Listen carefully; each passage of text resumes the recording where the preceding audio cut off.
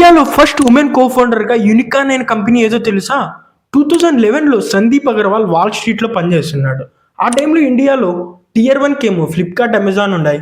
Tear 2, 3 సిటీస్కి ఎటువంటి e commerce platform లేనందువల్ల ఒకటి బిల్డ్ చేయాలని మనీ కోసం క్లూలీ నెట్వర్క్తో కలిసి ఇండియన్ సబ్ కంపెనీగా అతని భార్య రాధికా అగర్వాల్, సంజయ్తో కలిసి షాప్ క్లూ స్టార్ట్ చేశాడు. 2013లో అతను వాల్ స్ట్రీట్లో చేసిన ఇన్సైడర్ ట్రేడింగ్ వల్ల ఎఫ్బిఐ అతన్ని అరెస్ట్ చేసింది. 2016 వచ్చేసరికి షాప్ క్లూస్ యూనికాన్ కంపెనీ అయింది. ఇలా Radhika Agarwal first women co founder of unicorn company అయింది.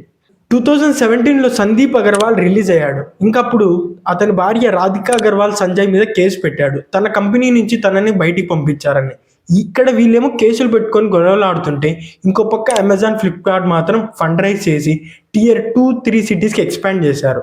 ఇందువల్ల 2019 వచ్చేసరికి షాప్ క్లూస్ ఆల్మోస్ట్ డెస్ట్రాయ్ అయ్యే స్టేజ్కి వెళ్ళింది.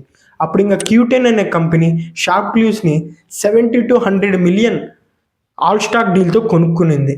అంటే కో ఫౌండర్స్ మధ్య గొడవలు వస్తే ఒక కంపెనీ ఎంతలా డెస్ట్రాయ్ అవుతుంది అనే దానికి షాప్ క్లూస్ ఒక పర్ఫెక్ట్ ఎగ్జాంపుల్.